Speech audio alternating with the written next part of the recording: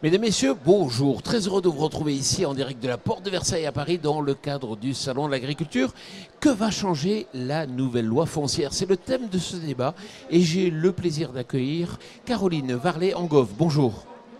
Bonjour. Bonjour. Vous êtes avocate au barreau de Paris, spécialiste du droit rural. Juste à vos côtés, Nicolas Doré, bonjour. Bonjour. Alors vous êtes expert foncier, président des experts fonciers du bassin parisien. C'est bien ça. Et puis juste à mes côtés, Denis Graton, bonjour. Bonjour. Vous êtes expert foncier, vous aussi, vous êtes vice-président de la Confédération des experts fonciers. Tout à fait. Alors, est-ce qu'il y avait vraiment besoin de faire évoluer le statut du fermage, Caroline? Alors, vous le savez sans doute, mais le statut du fermage, il a été créé en 1945, après la guerre, à une époque où il fallait évidemment remonter l'agriculture. Il fallait aider les agriculteurs à investir et donc de leur donner de la stabilité. Donc le statut du fermage, quand il a été créé, on a mis vraiment le curseur côté exploitant, côté preneur, avec une durée de bail minimale de 9 ans, avec un droit au renouvellement automatique, un droit de préemption, etc., etc. Bien évidemment, la situation de l'agriculture et des agriculteurs a changé depuis 1945. Or, le problème, c'est que depuis 1945, il n'y a pas eu de réforme d'ampleur du statut du fermage, alors que les problématiques sont tout à fait différentes.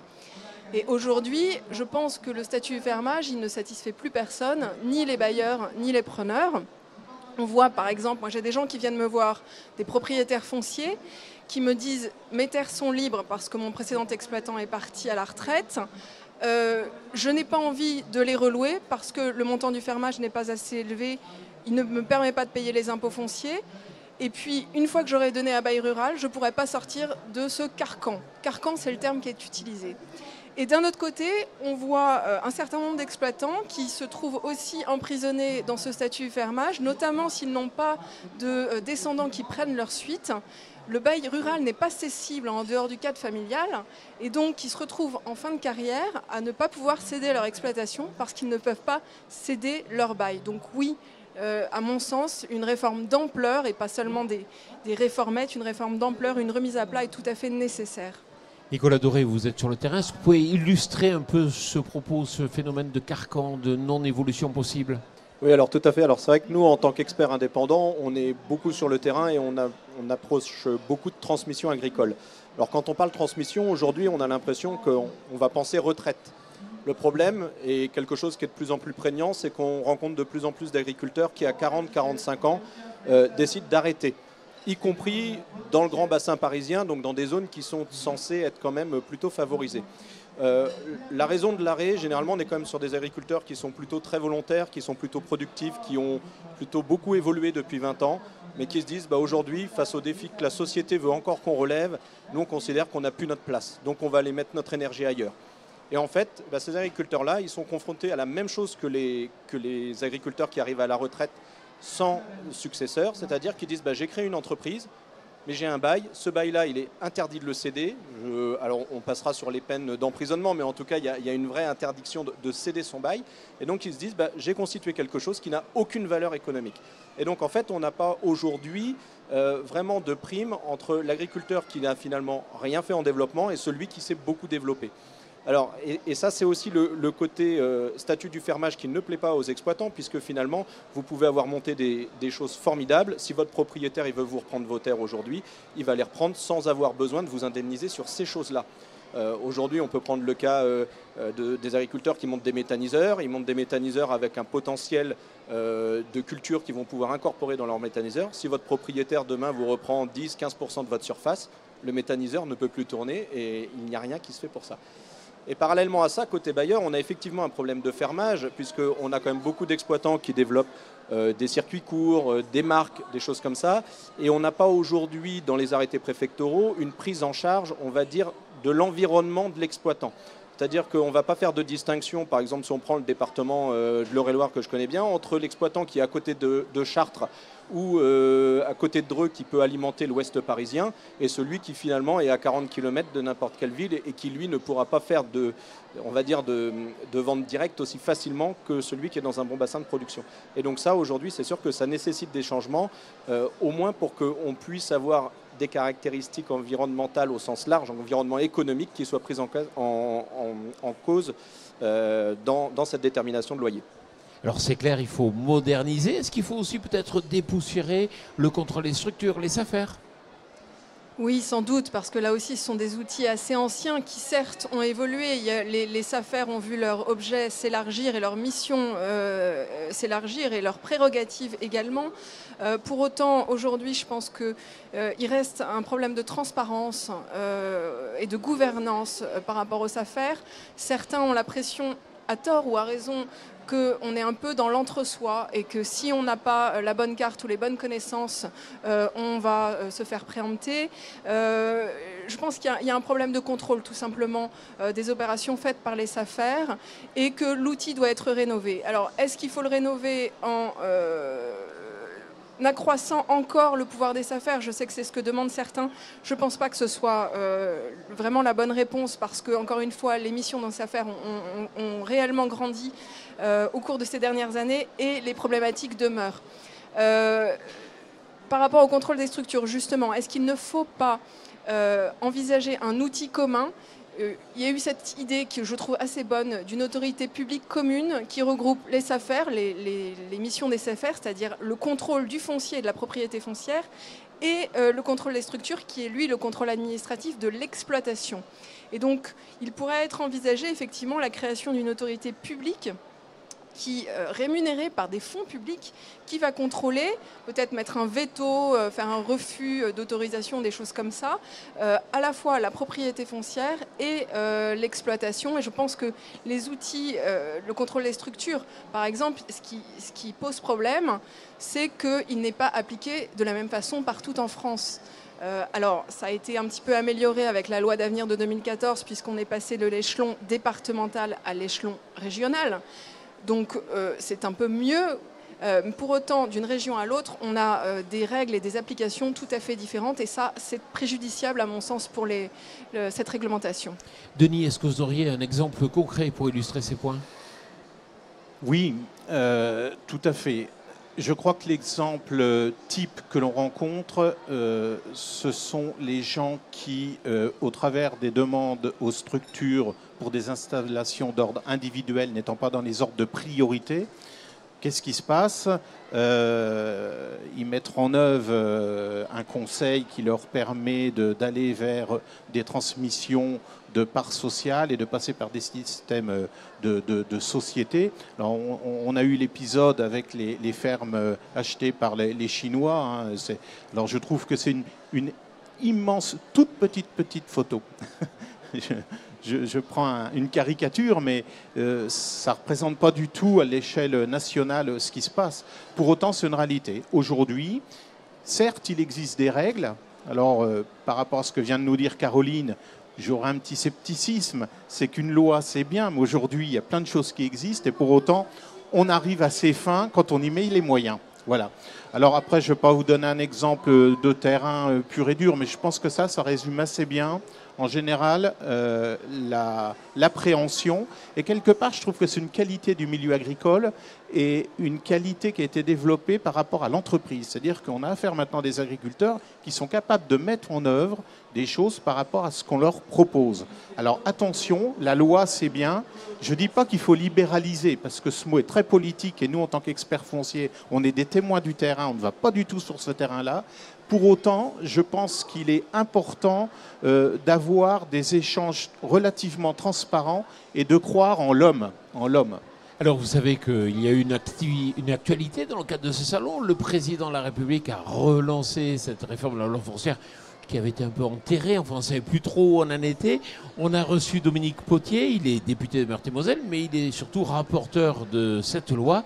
Vous allez voir, il a sélectionné 3 points qui lui semblent importants à mettre en avant. Top image. Il faut redéfinir ce qu'est un actif agricole.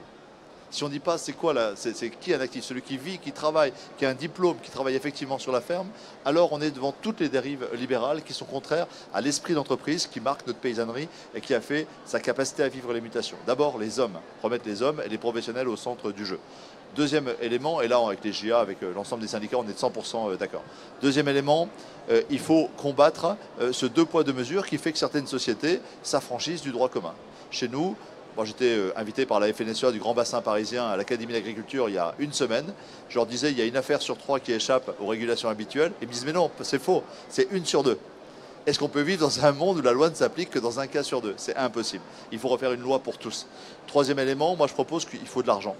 Je craindrais qu'elle vienne d'une forme spéculative, qui serait une forme déguisée de financiarisation de l'agriculture. Je plaide pour un livret vert agricole, financé par nos concitoyens, abondé par l'État, la Caisse des dépôts et consignations, qui donne à chaque agriculteur qui entreprend une capacité à acheter de la terre. Je pense que les collectivités et les collectifs de citoyens peuvent également jouer un rôle, mais il nous faut un contre-projet au phénomène spéculatif pour assurer l'économie du futur, l'économie de la matière première qui est le sol et qui est fondamentale pour l'avenir.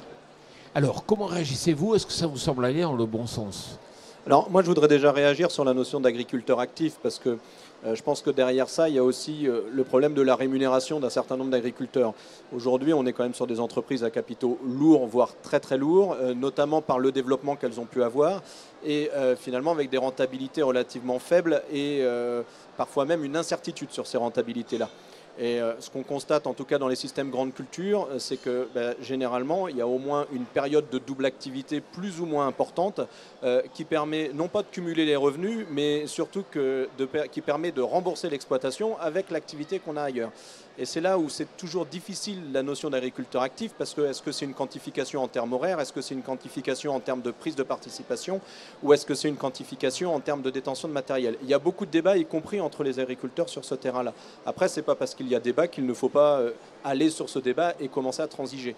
Mais je pense que derrière ça, il y a quand même la question du revenu qui est primordiale. Et pour faire des évaluations d'entreprises agricoles, notamment sur le point de vue économique, malheureusement, aujourd'hui, on n'arrive pas à dégager de modèle. C'est-à-dire que des agriculteurs biologiques, comme des agriculteurs conventionnels, comme des agriculteurs avec des productions très diversifiées, on n'a pas un modèle où on se dit, eh ben là, c'est vraiment le jackpot et il n'y a que sur celui-là qu'il faut aller parce que celui-là est rentable. Et c'est ça qui est complexe aujourd'hui parce que chaque ferme est différente et chaque caractéristique de la ferme est différente. Denis?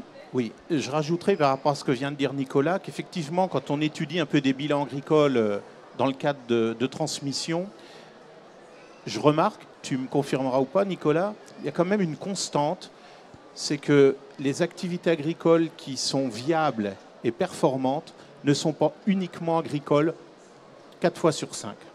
Donc il y a quand même un vrai problème. Souvent, ces activités agricoles, en fait, annexes, qui permettent de développer, sont soit du service, soit de la production d'énergie. Et on en revient à quelque chose qui me paraît essentiel d'analyser. L'agriculture est-elle encore et uniquement une activité nourricière? Si on analyse bien ça, aujourd'hui, je pense que la transition énergétique dans laquelle on va, c'est une porte de sortie pour l'agriculture. Il faut absolument que cette loi foncière dont parlait Caroline puisse tenir compte de ces échéances-là. La transition énergétique, c'est pour les 30, 40, 50 ans qui viennent. Pour moi, l'agriculture a toujours une vocation nourricière, mais avec autre chose. On ne peut plus raisonner l'agriculture comme on le faisait avant. Caroline? Oui, cette notion d'agriculteur actif, elle est très difficile à définir. Moi, j'ai le point de vue du juriste. Et concrètement, qu'est-ce que ça veut dire? Est-ce que c'est le gérant d'une société agricole? Est-ce que c'est une personne qui est sur un tracteur? Est-ce que c'est un entrepreneur qui délègue à des salariés? Il y a la notion d'entreprise de travaux agricoles qui est derrière ça. Parce que l'agriculteur actif, elle est un peu, cette notion, mise en opposition avec ces agriculteurs qui font appel à des entreprises de travaux. Et si on schématise, on pourrait arriver à se résumer, celui qui fait appel à une entreprise de travaux n'est pas un agriculteur. Je pense qu'il faut faire attention à la simplification, il faut faire attention aux images d'Épinal. Hein. L'agriculteur, aujourd'hui, comme Denis le disait très bien, il n'est plus que dans cette fonction nourricière, il a énormément d'activités sur plusieurs domaines et la définition est très difficile à trouver. Denis Grapton. En complément, je rajouterai qu'en fait, on touche là du doigt un phénomène qui est pointé régulièrement par les syndicalismes, qu'ils soient bailleurs ou preneurs, à savoir, c'est les reprises par les bailleurs de leurs exploitations pour exploiter eux-mêmes. Est-ce qu'un bailleur qui reprend sa ferme est un agriculteur ou pas? C'est une question de fond. Je ne suis pas là pour y répondre, mais on touche du doigt un phénomène qui est de plus en plus prégnant dans la ruralité aujourd'hui.